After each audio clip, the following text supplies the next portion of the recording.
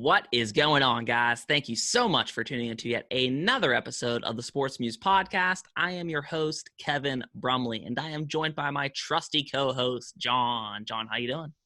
Doing good today, man. It's a little storming outside. It's pretty nice. How you doing? I'm doing pretty well. Can't complain. So we've broken down the Philadelphia Eagles, the Dallas Cowboys, and now we are breaking down the G-Men. Okay, so we're talking about the Giants. I was actually pleasantly surprised when I looked at the Giants roster, and we'll talk about that here in a little bit. And we're not breaking down the Washington professional football team because they are a train wreck that don't really deserve to be talked about. So when we're talking about the Giants, last year they were 4-12 with the Rook and old Eli Manning leading the helm. So when we look at their additions and re-signings for this past year, we see James Bradbury, Kyler Fackrell, Cam Flemings, Dion Lewis, Blake Martinez, David Mayo, Colt McCoy, and they tagged Leonard Williams. What do you think about those acquisitions and re-signings? James Bradbury. I was looking up because he signed a pretty big deal, 3 or $45 million. So I was like, oh man, was he that good last year? So I looked it up, and he gave up an average of like 45 yards, 3 receptions per game and a touchdown to like Hopkins, Evans, like everyone in his division, in his division last year. And I was like, oh man, he came from Carolina, and I was like, that's crazy. He held them down pretty well. So I was like, oh, I guess that's a pretty good deal for him. So I mean, I didn't realize how good he played last year, but yeah, he played pretty solid. I like Blake Martinez as well. I always thought Dion Lewis would do better in Tennessee. I mean, especially spelling Derrick Henry. But never could see. So I don't know how much he even has left. But I don't know, what do you think about it? No, I agree with you on everything. Bradbury was better than what I thought he was when looking up some stuff. And I thought the Colt McCoy signing's like sneaky smart. Just get an older guy behind Daniel Jones to just help him along the process, which is always nice for a young guy. Yeah, and when we go that. Sorry. Oh, go ahead. I was going to say, we talked about that with Cincinnati, how I said they should have kept Dalton, do that with Burrow, but yeah, go ahead.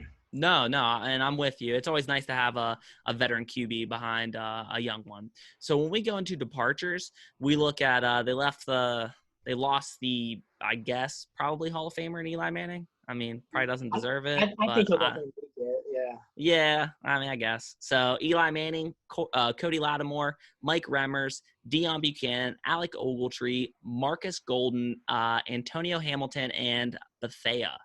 What do you think about those departures? Personally, for me, I think it's kind of Ogletree's had flashes in the NFL. But he hasn't even signed with anyone, has he? Nah, I don't think so. I'm not 100% sure about that. Last time I checked, I don't think so. Yeah, Latimer, like, he never really did anything. Yeah. They didn't really – I don't feel like they lost really anything. No, I agree. I don't know who their biggest loss would be. Someone that maybe I don't even recognize their name, I guess, and they don't stand out. So, and then we get into their draft picks for 2020. They got their tackle, hopefully for the next 10 to 15 years, and Andrew Thomas. And they got a player that could end up being like a Landon Collins and Xavier McKinney. As far as that draft, man, when you shore up that offensive line for your franchise running back and your franchise quarterback, that just helps, keep things. It's low key. It's not a sexy pick, but it's one of those picks that helps you win football games. And they get somebody back there in the secondary to kind of roam around with a Jabril Peppers, a physical safety. I like the draft. It's like I said, it's nothing that blows your mind, that's sexy, but it's solid, and it's what's going to help them progress. How about you? Yeah, I agree. I think they had to get Andrew Thomas. Some of the defensive lines in their division, Washington alone, especially with signing Chase Young, their D-line's even better now. But so I think they had to get someone to try to protect Daniel Jones, because I guess I'm higher than Daniel Jones on most. But yeah, I'm nothing like crazy with their draft, but they got pretty young talent.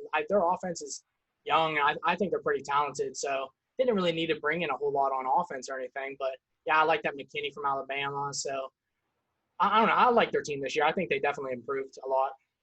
So, and that gets me to roster breakdown. And when I was looking at their depth chart, their roster as a whole, I was pleasantly surprised. I've heard that by advanced metrics, they have the fastest or second fastest offense in the NFL.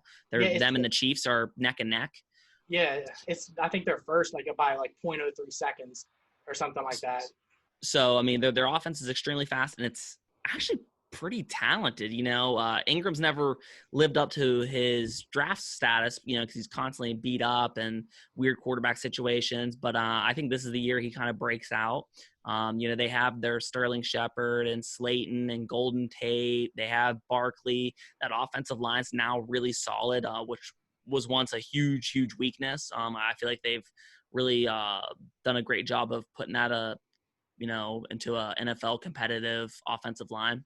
So I was really shocked with how complete their roster was on both sides of the ball. How about you? Mm-hmm. Yeah, I mean, I agree. I mean, I was looking through their offense, and that's kind of why I started looking at Daniel Jones. I mean, because he's one of my fantasy like targets I'm after because I like all their weapons. I mean, Barkley's a freak, obviously. I mean, one of the best in the running backs in the game. I like Sterling Shepard a lot. I mean, Golden Tate. I mean, he's been killing it for years. Evan Ingram. I mean, yeah, he hasn't produced, I guess, as much as people think, and his plays kind of went down. But I mean, Eli. It's not like Eli was putting up good balls to him or anything like that. So if Daniel Jones plays better, I mean, I think he hopefully plays even better and plays along with it. Yeah, strength, I'd definitely say either Barkley or, I mean, knowing that they have the fastest offensive team in the league, that's definitely has to be their strength. And So go ahead, sorry. no, I was just gonna say, and to me, like everything we're saying points to the biggest question being, and I don't really know how it's any other question then. It has to be 100% on Daniel Jones. I think what the Giants did is very similar to what Buffalo did with Josh Allen. There's kind of similar kind of questions about the quarterback spot with some people. It seems like both of the home based teams, fans, I should say, for those teams like their quarterback. People on the outside aren't crazy about Jones or Josh Allen, but they've done a fantastic job of getting him protection up front. They've surrounded him with a bunch of killers at running back, tight end, receivers. So it's really, we're going to find out, is he for real or is, he a dud? And so I think 100% the biggest question has to be all on Daniel Jones and, is he for real? Yeah, I went back and forth because I actually switched my biggest question to Joe Judge. I mean, That's fair. Daniel Jones, like, I don't know, I think his biggest thing last year, he had so many turnovers. And their turnover differential was like -17 or something like that. It was terrible. So I mean, that's why he's not one of the better ones, but he's still young, so I think I like him. But yeah, I Joe Judge just because, I mean, just a special teams coordinator, just I mean, straight to head coach. But I mean, it worked for which one? John Harbaugh. Yeah. Yeah. So no, that's a good point right there. You know what I mean? I completely agree with you. And we really don't, especially with the whole COVID thing. I hate to keep coming back to it, but you have to. It's tough, man. Yeah, how is the first year head coach really gonna mesh with a young team? Yeah, Mm-hmm. that's something we don't know. So that's a great question to ask. Which brings me to is how do you think they stack up in the NFC East? Yeah, I mean, I think if they were in a different division, I mean, just because, I mean, I just called this division one of the worst in the league last year, but this year, I don't know. I mean, with the Cowboys, the way they look, and the Eagles, I mean, they just look so solid that it's just, I mean, they'd be tough matchups for the Giants. So I have them, but I mean, with Washington, they're kind of just like, they're definitely the bottom of the barrel. So I think the Giants will finish third just because I think it's just gonna be a tough division. But I like all the moves they made. Like I actually like the Jason Garrett signing for offensive coordinator. I mean, just he's a veteran coach. He'll be able to help Joe Judge if he even needs it. And then I mean, his offense has always been one of the better offenses. It's not like they've been terrible. Yeah, their team like haven't had great success, but it's not like their offenses have been bad. So I like the moves they're making. Just have them finish in that third in the division, though. What about you? And I agree with you. I have them finishing third in the NFC East, but I think this is it's one of those years where the win losses don't really matter much. They're not going to make the playoffs this year, but as a Giants fan, I would just sit back and be like, I just want to see the right players take the right step forward. And that's what this year's all about, man. Because like the NFC East is tough up top. So, if they can be competitive this year with a super young team, young quarterback, new head coach, if they can be competitive with the Eagles and Cowboys and, figure out how to win some of those close games, they're on the right track. And that's all I'd want to see as a Giants fan. Just have them cut their teeth a little bit and just get their feet underneath them. And which brings me to, what do you think their final record will be in 2020? So I went back and forth. I had 6-10 and 7-9. I settled. I'm just looking through their schedule. I'd settle at 7-9. I think I'm probably too high. Like, it'll probably settle around like 6 or something like that. But I mean, their win total for Vegas is like 6.5. So I guess I'm only half a game above that. But I don't know. I hope they win 7 games. Just because, I mean, not that I'm a Giants fan, but I like their team. So I hope they do well. So I have them at 7-9. Probably too high though. So, and it's funny you said that, because if you would have asked me before we started the NFC East, I would have been like, oh, the Giants suck. Yeah, they always suck. And that kind of thing. But then when I was looking at the roster, I'm like, I really like this roster. Yeah. And honestly, I probably would have had them at like 4-12. I ended up, my prediction's 8-8. Oh, yeah. Yeah. So I think they go through some growing pains early in the season. But I think they're one of those young teams that kind of catch on late, where they win like 4 of their last 5, and then people are going to start really talking about them next year, being like, hey, do the Giants take the next step forward and make the playoffs? I think, and again, man, if I'm a Giants fan, that's what I want. I'm completely okay with a 7-9, 8-8 season. You get another draft pick, get another, key cog. Yeah. I like it. I like this roster as a lot, which kind of brings me to parting shots, which my parting shot's not a super hot take. But I think this is the year Evan Ingram puts it all together, and I think he is a top 5 tight end, balanced, with receptions, touchdowns, yards. He's an athletic freak. We know this. But I think this is the year he kind of puts it all together. He has a quarterback that can hit those seam shots, because he's a mismatch, matchup nightmare, because he's too fast for backers. He's too big for safeties. I think this is the year they kind of unleash him and really figure it out. So yeah, my parting shot is Evan Ingram is a top 5 tight end in the league this year.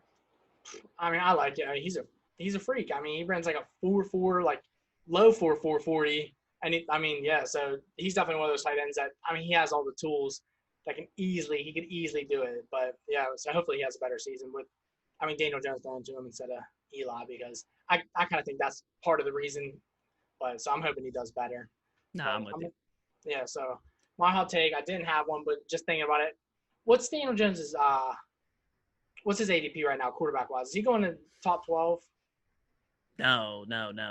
Okay, well that's because I think he'll be like a QB1, like based on like the 12 team league. I definitely think he'll do it. His rushing just will be such a safe floor. Just like someone like Tyler, and even if he struggles, like I don't see them really like having a short string with him. Maybe they bring in Colt McCoy, but not like he's anything special. So I just think fantasy-wise, he has a good season and can easily be like a QB1 for fantasy. I like it. Yeah. I like that a lot. Yeah, that's definitely one of those late-round flyer guys who can definitely really make a difference for your team. Mm-hmm. So that's all we got, guys. Hopefully you guys liked it. If you're a Giants fan, check out the competition. Check out their breakdowns that we did. It's tagged in the video. And if you guys like the video, click like and subscribe, and we will see you guys next time.